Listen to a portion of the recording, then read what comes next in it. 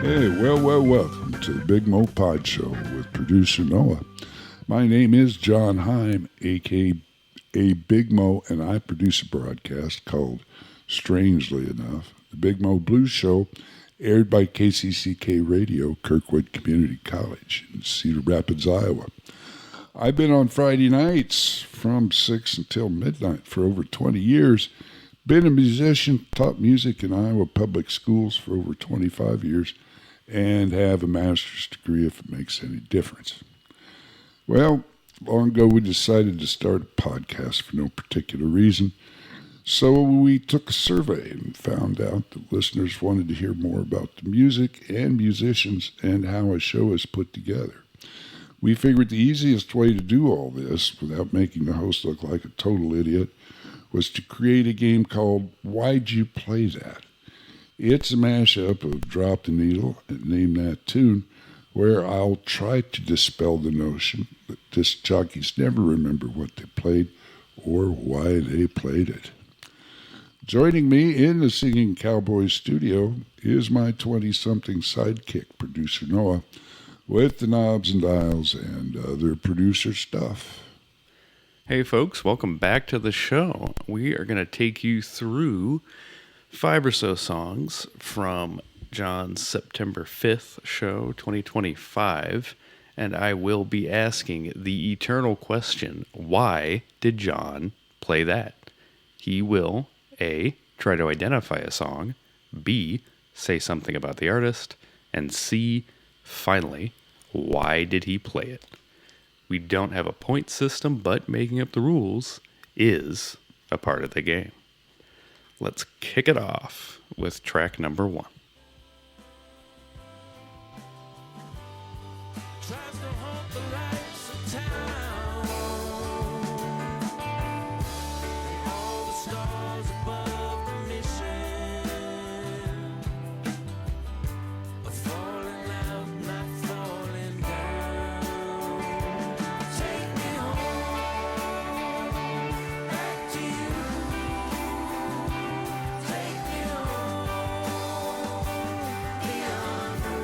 There it is. That's what I was waiting for.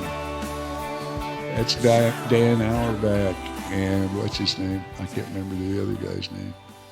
But Dan Auerbach's the guitar player, Neon Moon. And that is the Black Keys, I believe.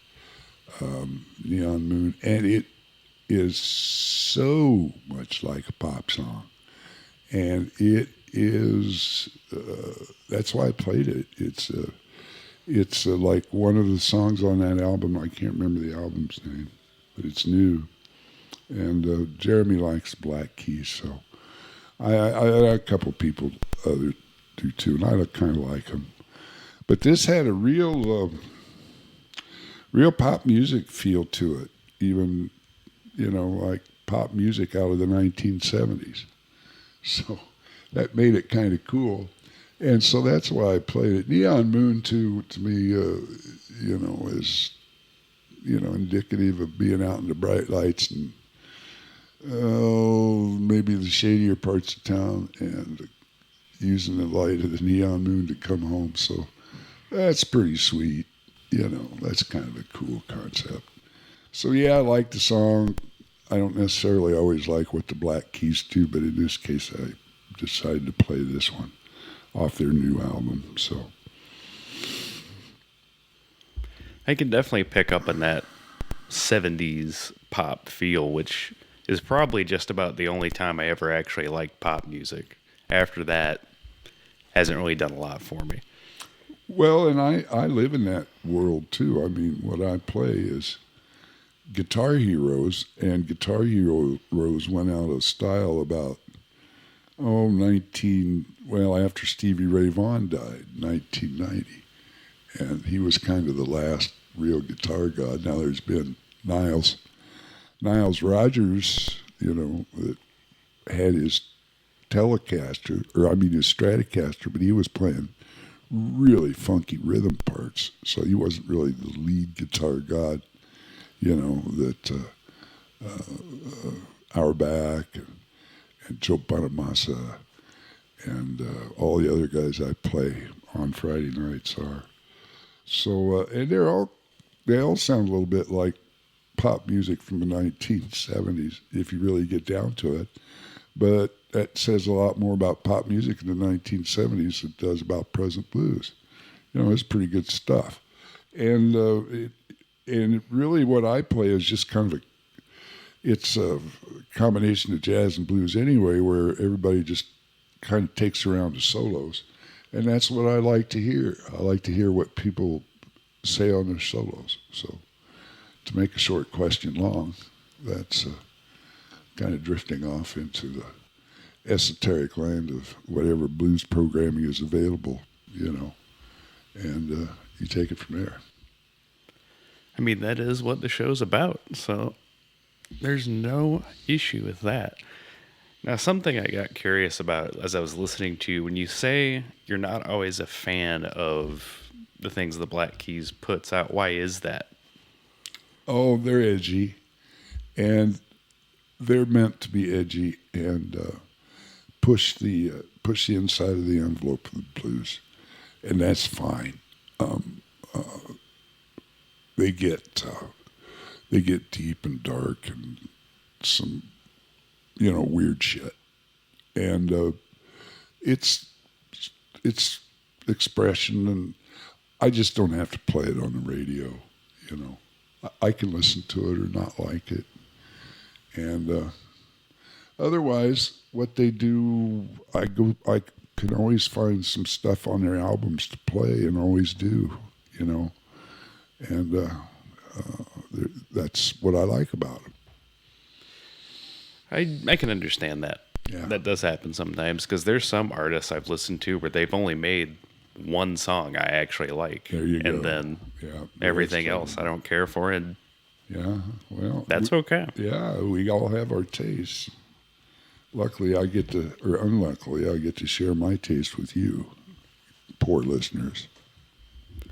That is for them to decide. I won't decide for them, but we will decide what our next track is going to be.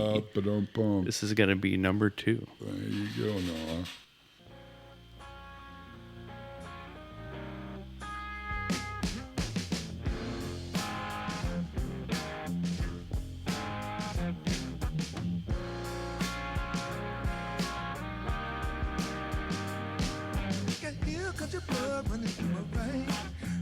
Like to say they don't feel the same, but I know where I came from.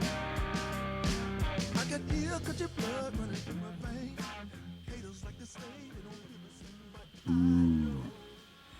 Well, I got this one. I really listened hard to this week's playlist too, I want you to know. So I didn't fudge on anything. That's Kent Burnside, grandson of R.L. Burnside. And that's a tune called Hill Country Blood, where he goes through just a whole bunch of different name drops on different people.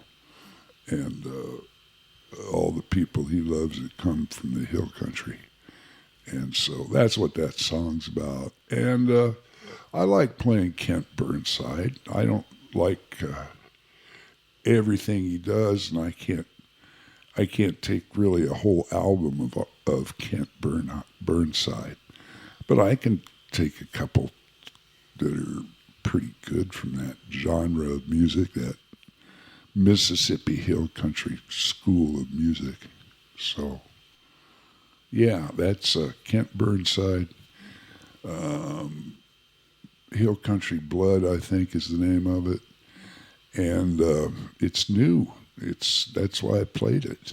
So it is a new release from Kent Burnside. How long has Kent been in the game with blues? I think about 20 years under his own name. It's really been a while. I really think it was 20 years under his own name. So that's a pretty good career. I looked it up. I'm glad you asked that question, because I was ready for it this week. So, yeah, got it. And he comes from that same area. And then did his father before him do music as well, or did that skip a generation? I think it skipped. Well, not really. There's so many. There for a while, Cedric Burnside. There's been a lot of Burnsides and Kimbros that are progeny of Junior and RL. And so there's all that going on. But I just can't keep track of it. I don't know who is for sure if his father was. They're all pretty much tangled up with music as a business one way or the other. So they've all benefited from that. All the concerts and record sales from their grandfather. So I think. 20 years to answer your question. And compared to the original Burnside, how do you kind of place them? Ooh. Well, that's interesting. No, stylistically, there's a link. They do the same kind of riff-based trance style guitar where they get a riff and then they build a whole song around it, and it becomes kind of their music becomes kind of spiritual. It kind of drops you into a place where it's meditative and I don't know. It's a weird deal. They can manufacture that just at the drop of a hat, but that's what Hill Country's known for. And Kenny Brown is a white guy that's from the same school. North Mississippi All Stars, same kind of deal. Junior RL and all the Burnsides, and that's who I can think of right now. But that old school in North Mississippi is kind of like that. It's pretty cool. I'm glad we got it. Yeah, that's a subset of the blues that's interesting to listen to. I think you do have to be in the right mood to listen to it, but if you are in that mood, it's a hell of a mood.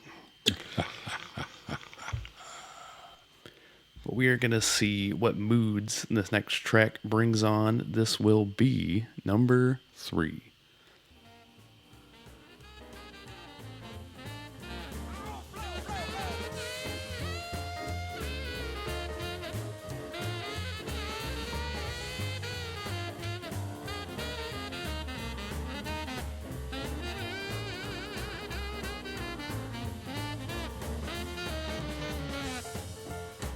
Oh no, you dropped me right down in the middle of the solos.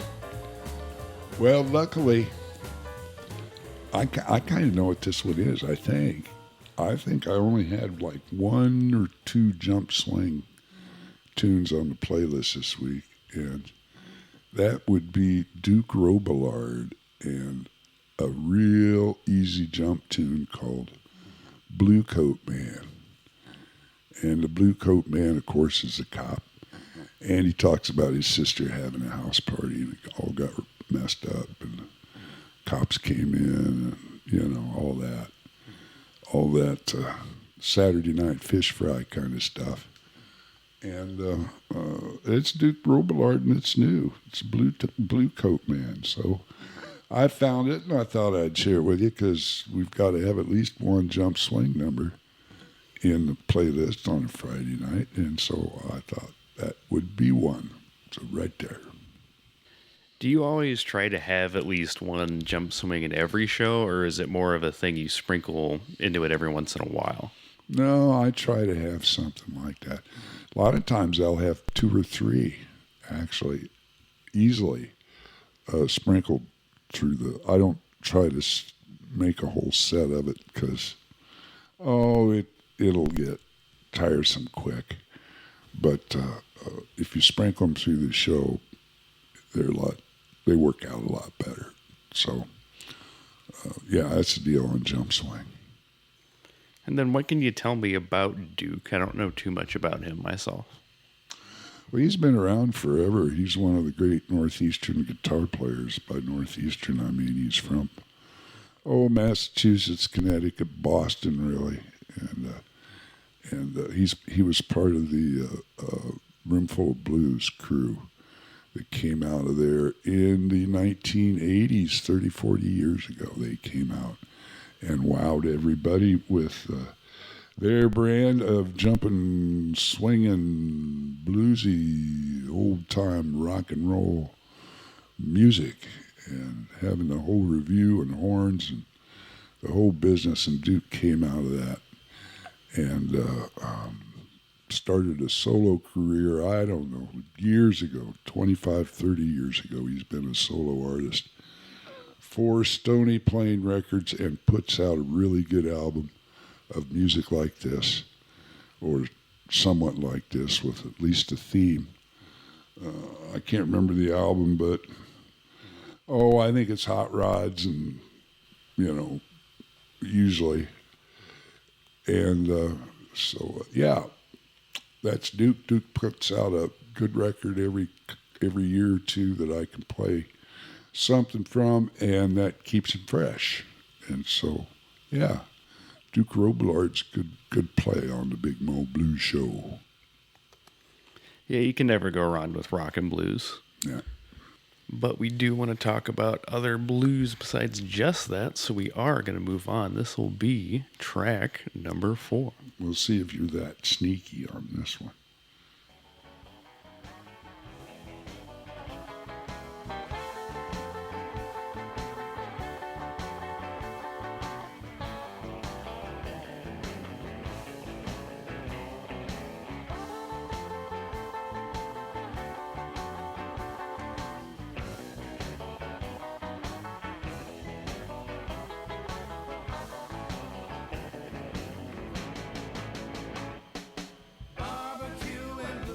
Oh, there it is. Oh, man. Boy, how about that for overdubbing guitar parts? Did you hear all that mess at the end of that guitar break? Yeah, that's I remember it now. That's Mark May, great Texas guitar player. BBQ and Blues. That's from an album he put out a couple of years ago called Deep Dark Demon. Ooh, yeah. What all us blues guys have. We have those deep, dark demons inside that we got to exorcise with the blues. And so, boy, having that Telecaster way down in the baritone guitar range, oh, that sounds good. So I really like that solo overdub break with 4 guitar harmony. That's why I played it. BBQ and Blues from Mark May. That is a very interesting sound. I picked up on that right away because I don't hear a lot of people do that very often. That's Dwayne Eddy. That goes way back to the 50s, that kind of tone. And then to bring it back to the title of the song, BBQ and Blues, do you know if there was a specific reason or kind of a story behind how BBQ and Blues became associated with each other? Oh, well, I think just in general practice, where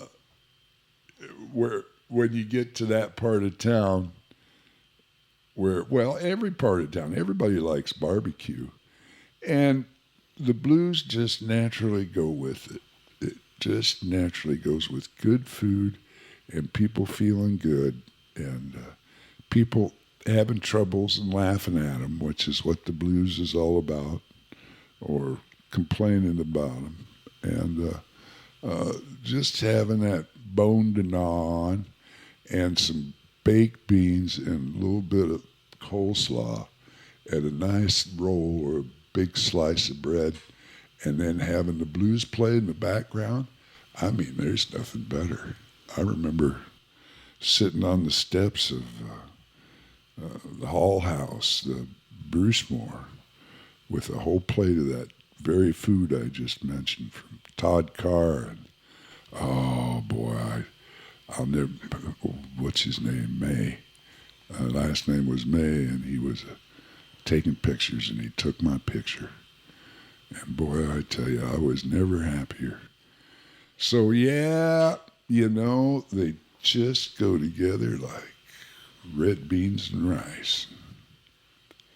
Yeah, you are right. It does feel like they just belong together without too much explanation. It just works. Yeah, it's kind of, if you got to describe it, you don't understand it, So you got to get some bones and turn up the blues, baby. That is fair enough. Sometimes the best things do not need an explanation. That's right. But we do have one song that will need at least one explanation. Oh, that will be number 5.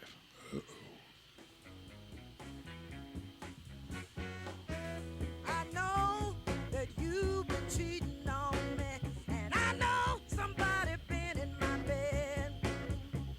But you tell a lie so doggone sweet, and I believe every word you say.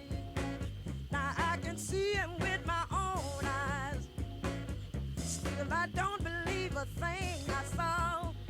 Yeah. When he get to loving and petting me, I believe it was my father-in-law.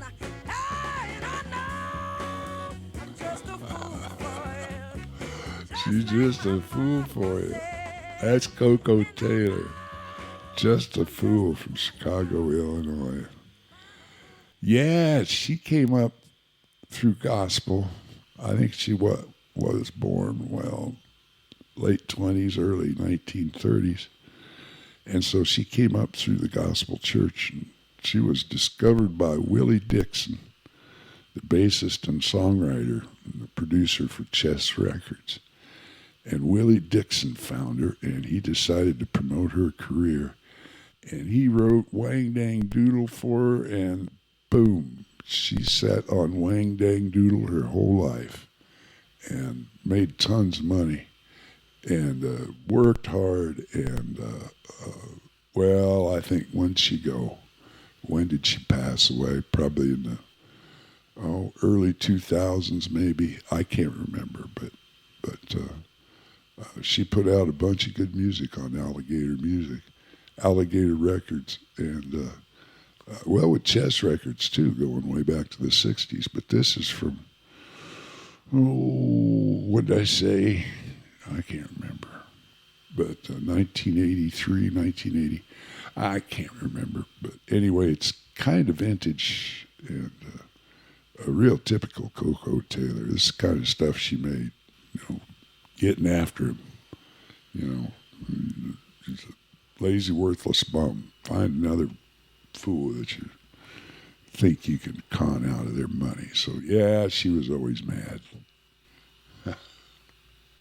She was a lot of fun to watch, though. She'd get up there and howl and scream and yell at you and all kinds of things. Sometimes the maddest people are the fun to watch. I mean, you see it in entertainment everywhere. It's anger. They're raging. Koko Taylor was always having trouble with her man, so there you go. Yeah, a lot of things do change, but that's one thing that has never changed. People still sing about that now. It has always been going on, and as far as we can tell, it always will be. Ain't no difference. That is just how life is. But what I can tell you, and more than that, is that those were some of the thoughts that go behind a show. And I hope you enjoyed taking a peek behind the curtain. You can find the Big Mo Pod Show on kcck.org/BigMoPod, iTunes, Apple Podcasts, Pocket Cast, and Overcast. The Big Mo Blues Show is on Friday nights from 6 to 10 on 88.3. We'll see you next time.